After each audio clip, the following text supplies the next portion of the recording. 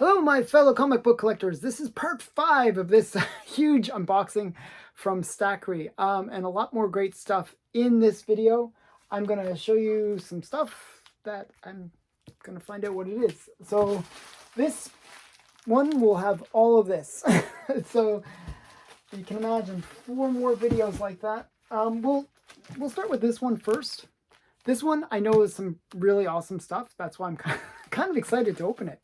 I'm like, oh, what's gonna, like, I'm so excited about these books. These are really great books, like really amazing books. Almost like worthy of being in the finale because they're just that, they're big keys. Okay, let's see. Okay, so these are all from my comic shop. And I know that there's some Golden Age stuff in here that's really great. If you watch the previous part, I said that, oh, it's only half the order because I could tell there's like a whole bunch missing. I was like, oh, this is the other half. And there's some really great books in here. First, it's Leah Star, Layla Star, I should say. This is number 2. So I got the complete collection of Layla Star. So kind of a cool comic. And then this is just a really quirky one that I always thought was like, it always intrigued me. This is called Daffy Kodaddy, and it's Malice in Wonderland. Now there's another comic called Malice in Wonderland that I'm actually looking for. It's by Wally Wood. But I always saw this whenever I searched for the other ones. So I was like, oh, what is this? It's such a quirky little comic. So I figured I'd pick it up. It was $2. So it wasn't a big, not a big spend. And it seemed kind of cool. Okay, this is another one of those A Next. I told you there was some key characters in these ones. I forget what the one is in this, but it's the first appearance of some character. Okay. And then some more of the red foxes. These are pretty great. I actually really like the covers on these red foxes. As I mentioned in the previous video where I showed these were from a British publisher that was kind of Harrier Comics. They produced some really great stuff. Okay, I'm going to show these at the end. And then we got, oh, I forgot this one. I'm trying to remember. Some of these I forget why they have key significance. This is Marvel Age Annual number 4. And it's just it has like a whole bunch of characters on the cover, but I know that it's a first appearance of a character, and if you can remember in the comments below, tell me. I can't remember. Okay, sometimes I like sort of the more adult stuff, by the way, and this is a really great one from Ripoff Press. This is called Nymphini. It's kind of like if Zatanna was like blonde and adult. It's like very adult comic, but very funny. Actually, I read the whole series. It's quite good. I only got the first of the series, but I'm actually thinking of getting the rest because it's quite silly. It's just really funny.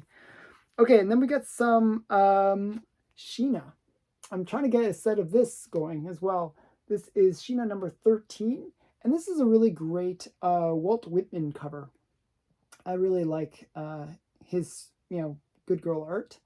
And I think this is a really good pose with her fighting against the lion. I think it's quite good. Okay. And this is one actually my friend Mark Oldroyd recommended. And I forget why he recommended it. I believe it's the origin of some character. But it also has the death of Santa on it. So that's always fun. So, I'm just looking at it. The year's most startling story, The Murder of Santa Claus, 1973. And that's my birth year, so that's kind of cool.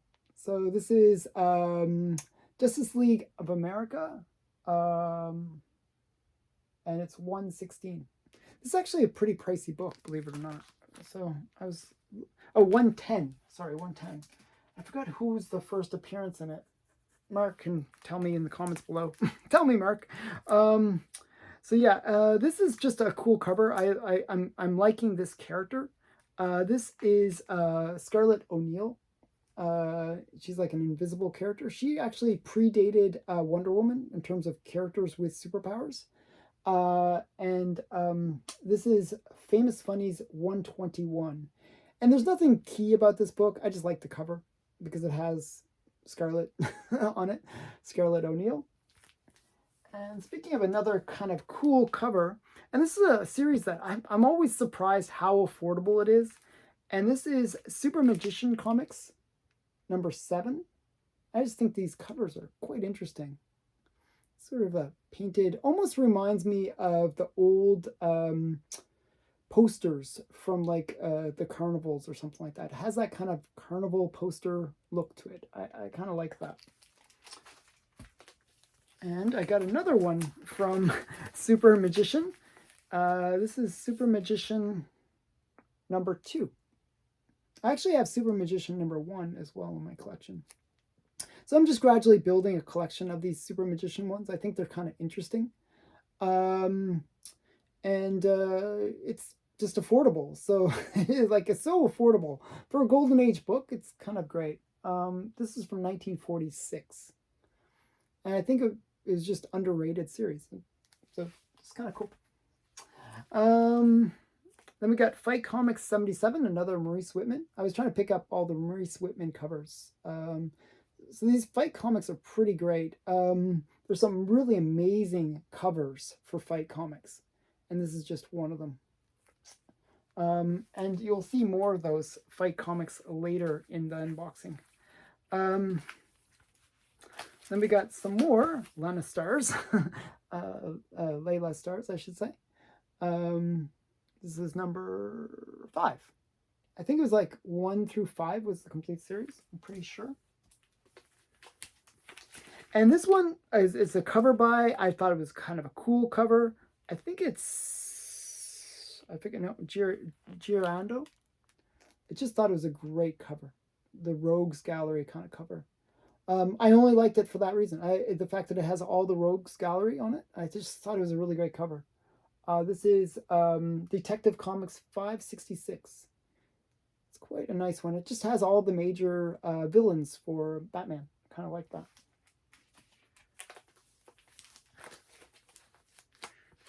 And then we got some more Fight Comics.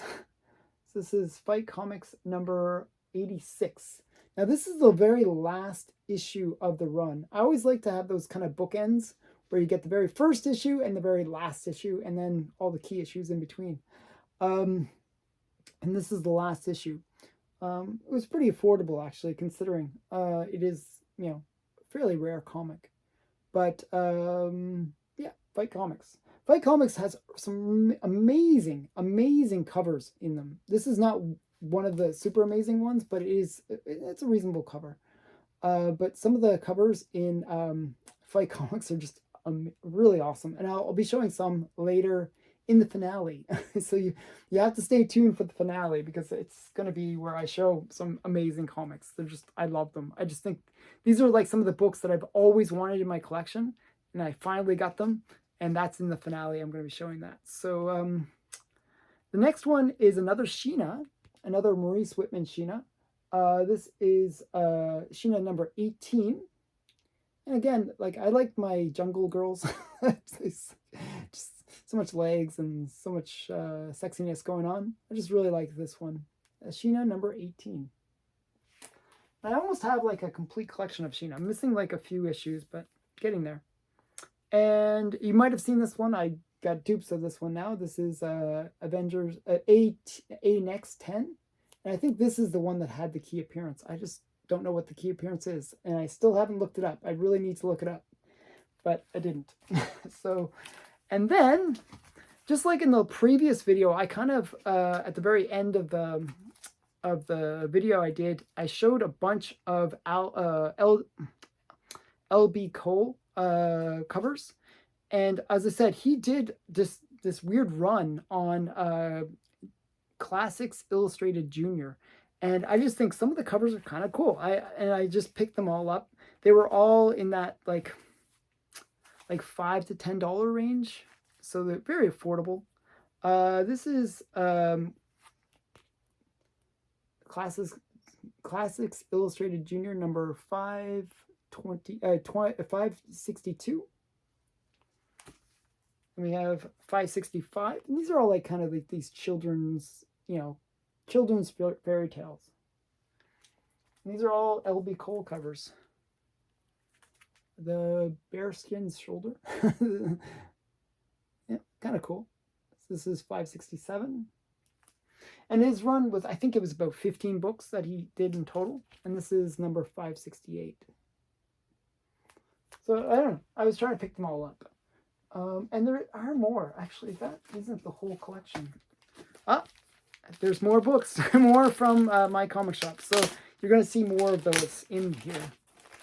I was like, that's not all the ones I ordered. Because there were some other ones that I really liked the covers. And they weren't there. So, let's see. It should be maybe in this bag. Let's see. Nope. This is... Oh, yeah. Here it is. Okay, I can see some of them here. Okay, this one is one I just thought was a really great cover. And I didn't have it in my collection. It's Wonder Woman number 19. I believe this is a George Perez. Yeah, George Perez cover.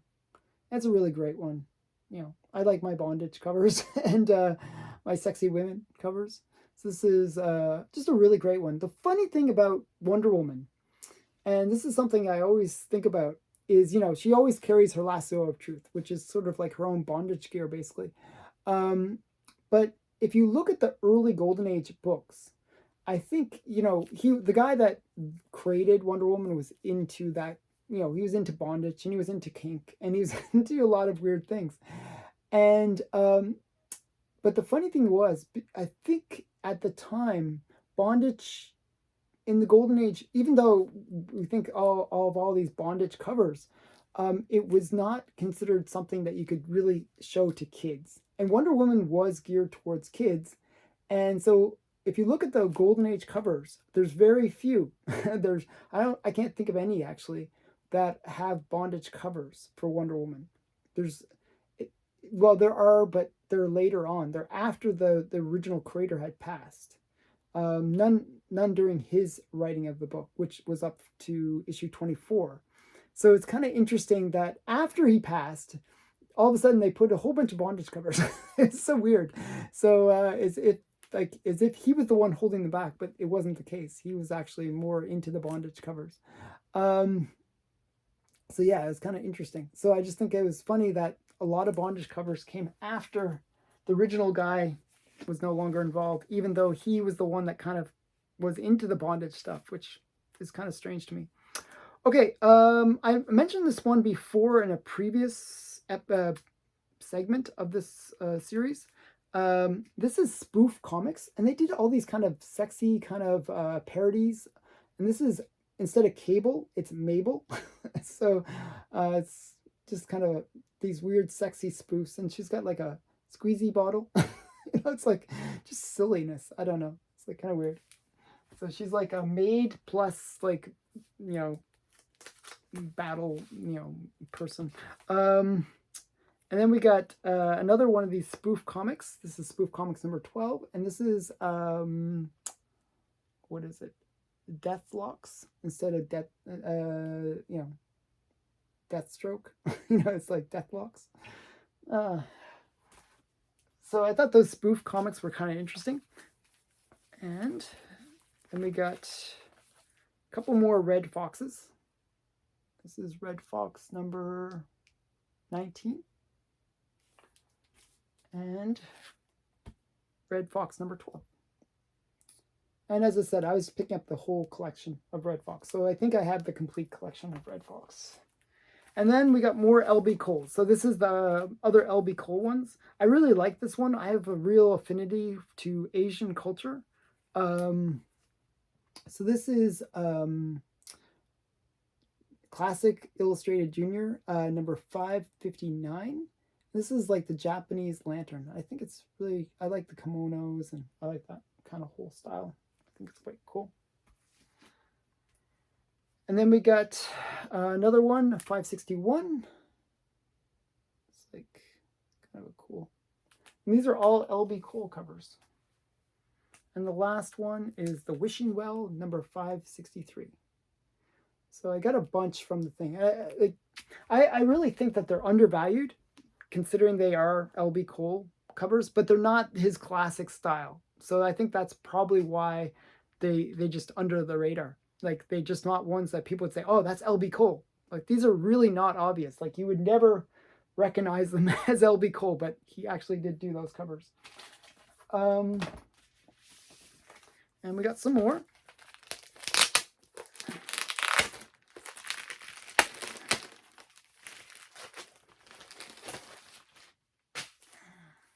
Doing for time. Okay. Oh, some more L.B. Cole. Okay. This is number 566. Kind of cool. There's a certain style. It's weird not to see those kind of psychedelic colors that he normally uses. So it almost throws you off. You wouldn't really see his style that is normally associated with him. So it's kind of interesting to look at those. Then we have Red Fox number 20. And Red Fox number 3.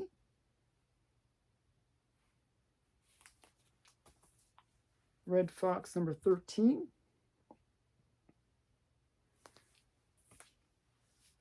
Red Fox number 18.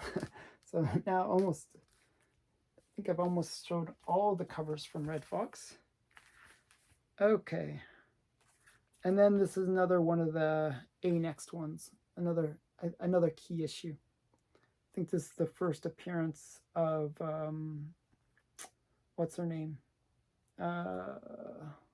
Whatever the character is. I'm trying to remember the name of the character. I can't remember the name of the character.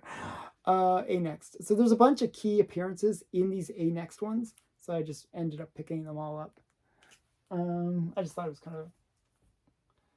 I sometimes like to have these little spec books. It's not like I'm really specking on them. I just think they're kind of cool.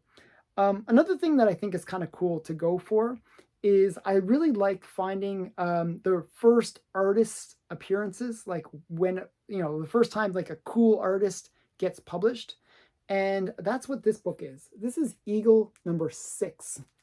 And I actually mentioned this in a previous video where I was talking about Adam Hughes. And this is Adam Hughes' first published art, not this cover. So I'm actually going to open this one up because I actually ordered a couple issues of this. I actually have like 2 or 3 copies coming because I kind of thought it was kind of cool. And it's a really affordable book. It's like one that nobody realizes that it's Adam Hughes' first published work. And let's see if I can find it. And I don't know if I'm going to be able to find it. Let's see if I can find it. Oh yeah, right there. That panel is done by Adam Hughes. So so there's a pinup that was done by Adam Hughes in this. So that's his first published artwork, which is kind of cool. I kind of like these. Like hidden keys, hidden gems. And you can pick up this book, and this one actually is, except for one corner, it is probably like a 9.0. What does it say? It says it's a fine, but sometimes I find my comic shop really undergrades their books. And this one is quite nice, actually. Okay, so Eagle number 6, first Adam Hughes artwork published. Okay, so that's a key book to look for, and it's one that's really affordable. As I said, I paid $2 to $3 for that, something like that. It was not expensive. It's not one that anyone would know. It's not like a very famous book, but it's one of those things where people, I think Adam Hughes is an artist that a lot of collectors really like. So getting his first published art, I think, has a lot of potential. Okay, and now we get into,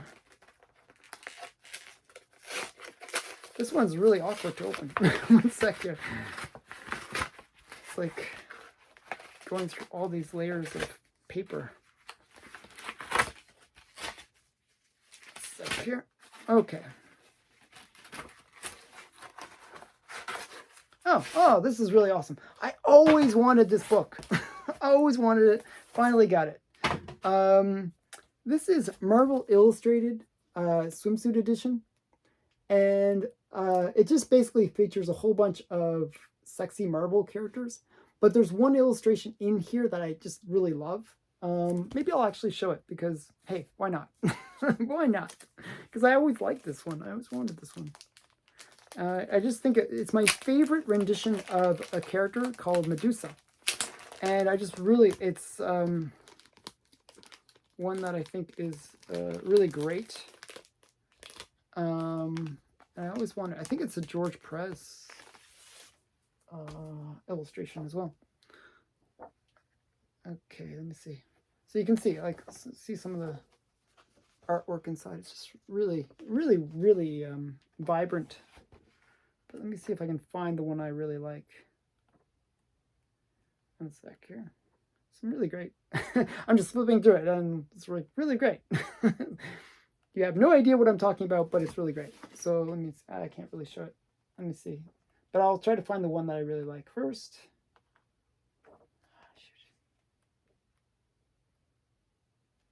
No. This is a nice Medusa one, but it's not the one I was looking for. She's made sort of a bikini out of her swimsuit. But this is not the one I'm looking for. I'm going to show you the one I'm looking for. And you got to be patient. And you got to be like, oh, wow, that's really cool. That's what I'm hoping. Or you're going to say, oh, I don't really like that.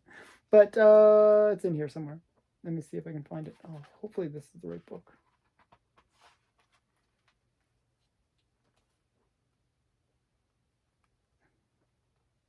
Oh my goodness. Oh, that's really sexy. Okay. I didn't see it. I don't know where it is. I'm going to have to look through this more. Oh my goodness. You'd think it'd be really obvious. Okay, one sec here. This is one of those things you flip through and then you're like, ah, where is that picture? Don't think she's in here. But it's a Medusa one where she kind of looks like a Venus, the famous Venus picture. And I'm positive it was in this book. You know, if I got the wrong book, I'd be really upset with myself. But they always say it's in this one, the picture. I'm like, you know, I'm losing my confidence if I got the right book. That'd be really sad if I got the wrong book. I don't see it though. Uh-oh. That's not good. Not good. Oh well. Oh my goodness.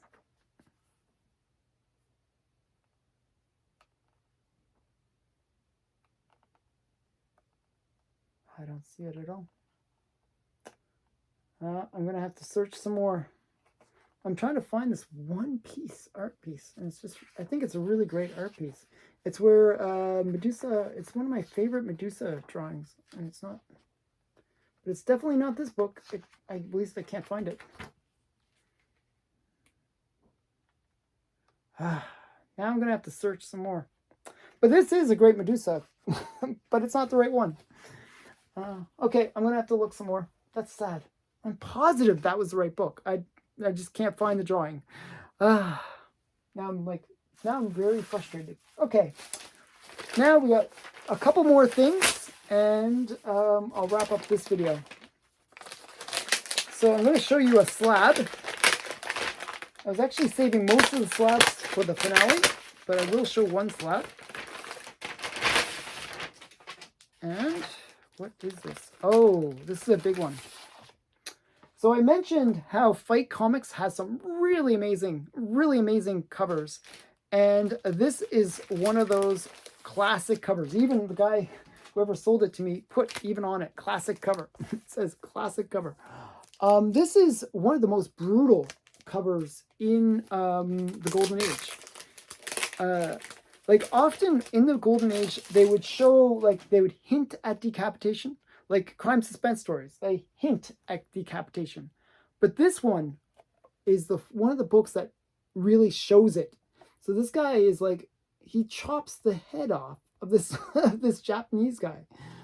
this is one of the most highly sought books from Fight Comics because it is the most gory or the most you know, explicit. Usually maybe they would do this on an interior panel, but to do it on the front cover is pretty insane. So this is Fight Comics number 31. It's in a low grade. Even in this 1.0 grade, I saw one just sell on Heritage for over $1,000. I didn't pay that much. I paid $700. But man, this is an expensive book. It is just crazy how expensive this is. But it's because of this extreme violence on the cover. And I'm surprised this is not one of the ones that made it into the Seduction of the Innocent, but it probably should have been. It's like really pretty extreme. So yeah, it's pretty great to have this in my collection actually. So this is one of the big books. But it's like there's some others that are really great that I got from Fight Comics. Okay, so that was kind of cool. I'm going to show you a little bit more because I want to make sure I show all the books that I should show. Okay, this is nothing too major. One of the orders that I had placed in the past, the guy sent the wrong stuff. So basically, he just sent me the right books, the ones that I was missing. So I ordered a set of sex criminals, and these were just the ones that I was missing that he didn't, the guy, he meant to send, but he sent the wrong order. So this is number 4, number 5, number 6, number 3, number 2, and number 10. So I'm really appreciative of the guy sending the whole set, like the ones that I was missing. Okay, and I will wrap it up there. So it ends with kind of a weird books, but I hope you enjoyed this video. That Fight Comics one is a book you don't see very often, and it is I'm so happy to have it in my collection. Actually, I'm quite excited about it. It's just such a phenomenal book. It's just so crazy. I think these are just amazing books, and even though it's a 1.0, it displays quite nice. You know, it's pretty good. It's like the colors are really, really sharp, and like there's nothing really wrong with the cover except for this one little spot right here, but it's got brittle pages, and you can see that actually it's kind of chipping off, and that's why I was able to negotiate with the guy, because normally in a 1.0 it goes for around $1,100 to $1,200, but I said, hey, it's got brittle pages, you know, kind of work down the price. So I got him down to $700, which for this book is a good price, even though it's a very low grade. Just a very, very cool book. So yeah, so that has been this part 4 of the unboxing. I recommend you check out the other parts because I show some really great things, and I also give some really cool things that you can actually make money on. It's so insane how much money you can make off some of these comics that I recommend. So yeah, so please like, comment, and subscribe, all that wonderful stuff, and thanks again for watching.